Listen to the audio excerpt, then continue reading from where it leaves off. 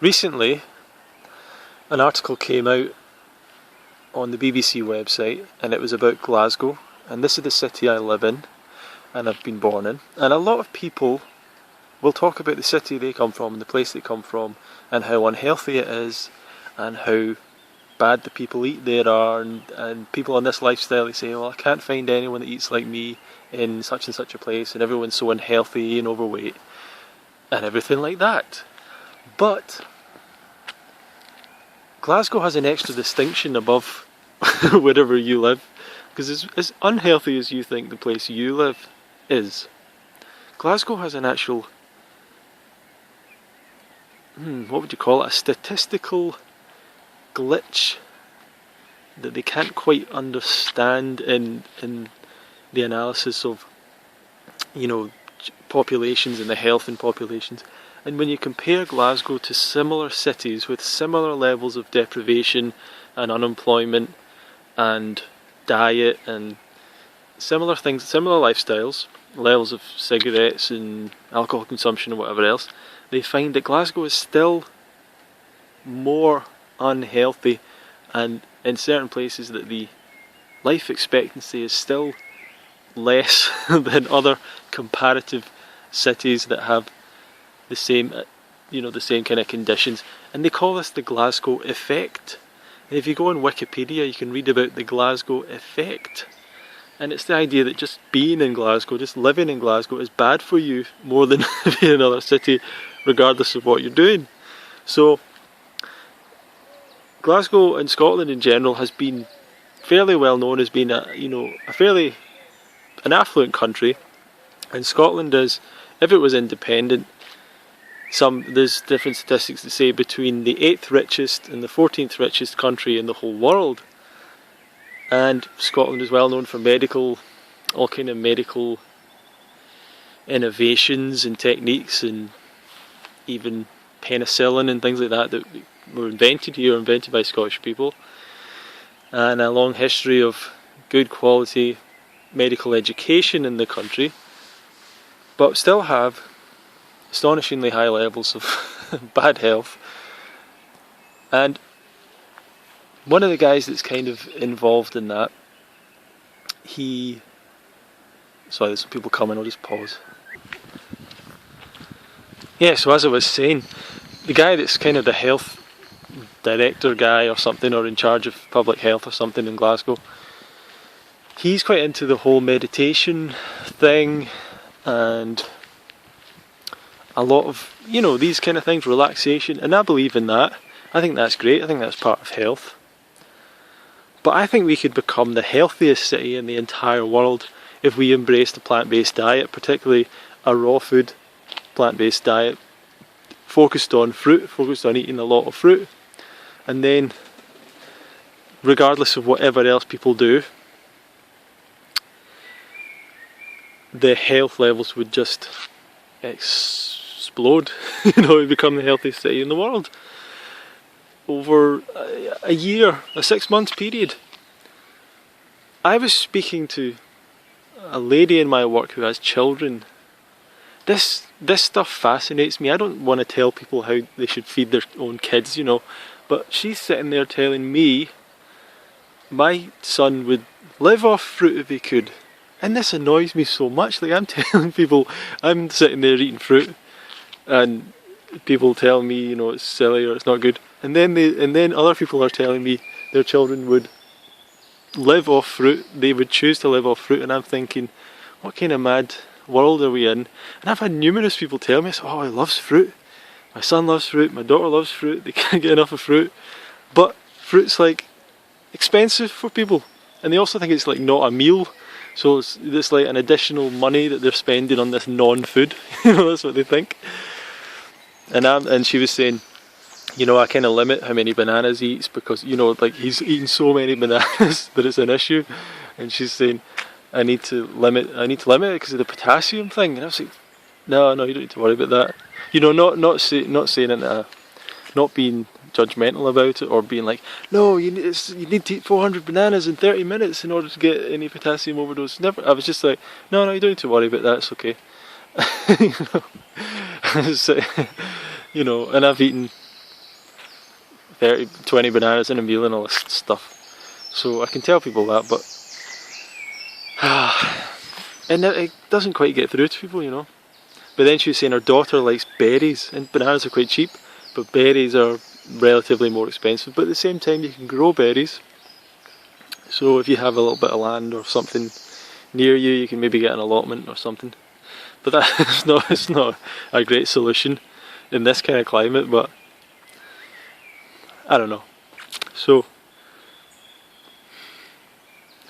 really, why don't parents just let their kids eat what they're asking them to eat? Like, I remember that too. I remember eating apples and my mum telling me not to eat too many. You know, no, you don't want to eat more than one banana apple. Why? And then I saw a guy on TV saying he ate 3 apples a day, and I was saying, well, wait a minute, how come he's eating 3 apples a day and I'm only allowed 1? People think the apple a day is like a limit. Apple a day keeps doctor away, and then anything more than that's like pure poison.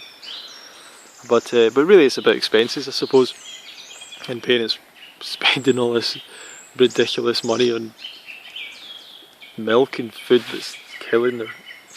Well, it's not killing their kids, but you know, it's not doing them the best, and they have to train their kids to eat in a certain way. You get trained, we all get trained to eat in a certain way, and this is why people have all these addictions, because in reality, if you put children on a fruit-based diet, most kids would be cool with that, you know, babies and stuff. They would just do that and not worry. You have to train them in this, like, oh, you need to eat like some starches and some dead meat and dead animal corpse, and had a sauce with it and have some salt on it, and then you eat some sweet food after it, and it's just a crazy diet that we trained ourselves on, and then we can't get off it like later on in life. We're trying to recover our health, we can't get off it. But I got off it! And you can too. You know, you can. You just need to make that choice to do it. And getting around people that do it's the best thing. So that's why in Glasgow I'm flying the flag. You know, Glasgow Fruit Luck and all these incredibly popular events that have, you know, we have a good group of people turning up, but it's not exploded yet into like a huge thing. People are scared of me, really. You know, I've got this beard and everything, and people are scared. So they don't want to turn up to a Fruit Luck because it's, you know, they don't know what's going to happen, what I'm going to do or not do or something. So, but yeah, everyone in Glasgow should come along to Glasgow Fruit Luck. We should all eat fruit together, and we should become healthiest nation in the world and stop this ridiculous alcohol drinking nonsense. You know, this is the big thing in Scotland and UK in general. Ridiculous levels of alcohol consumption, and if you have a drink problem and it's affecting your life, and you live somewhere outside, you know, Europe or America or somewhere, and if you have like a serious drink problem and all your colleagues are like looking down on you, and your family's your family just doesn't want to know you anymore and all that stuff, what you should do is come to come to Scotland or any city really in the UK, and you'll fit in pretty well, and you'll make a lot of friends. People will like the fact that you're drinking at lunchtime and drinking in the evening, and you'll get on well, and because your boss is probably doing that too. And you know, it's madness. I'm doing I started this new job a couple of months ago, and I was pretty startled, you know, just pretty surprised. I mean, obviously, people drink way too much at the weekend and things, and sometimes maybe they're hungover on a Monday, but in the new job I'm in, it's like people are drinking on Monday nights and the lunchtime and Thursday nights, and like, almost any time they can, they're all drinking, they're all going out down somewhere, all openly speaking about it, all openly speaking about taking drugs and all that, and it's all like cool. It's like you don't know it says anything. Oh man, so funny. So yeah, if you've got an alcohol problem, you want to come here to fit in, and you'll do all right. You'll probably like rise to the top of the company and stuff. Oh god. I mean, that's not literally true, but not everywhere. But yeah, the Glasgow effect. Have a look for it, and I don't know how you can. I don't know how you can make a public policy to make people change their diet. You know, better education. Actually telling people, you know, all this protein nonsense is a load of nonsense. You know, all this eating animals, we don't need to do it. Basically, education, and probably the same thing that you've done with the cigarettes, is putting. Essentially, the milk industry would disappear if they were not allowed to keep on advertising and being subsidised and all this. No one really likes drinking milk. Like, people, no one likes it. No one was born with a desire to drink cow's milk.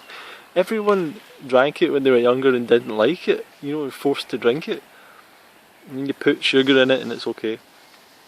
But if everyone was told, you know, that's bad, like that's legitimately the worst thing you can put in your body, then I don't think people would have trouble with giving it up. It's just a whole huge paradigm shift. Even the doctors can't accept it, and the people that study it can't accept it, and everything. It's such a huge shift in consciousness. So, but yeah. So that's my thing. Is like I'm here in Glasgow trying to spread the word here. You need to spread the word wherever you are. It doesn't matter how difficult it is, or how bad the place is, or how bad they eat. Because remember that Ronnie lives in Glasgow, and it's got the Glasgow effect, and people are even less healthy here just by being here without changing anything else. It's probably to do with the cuisine.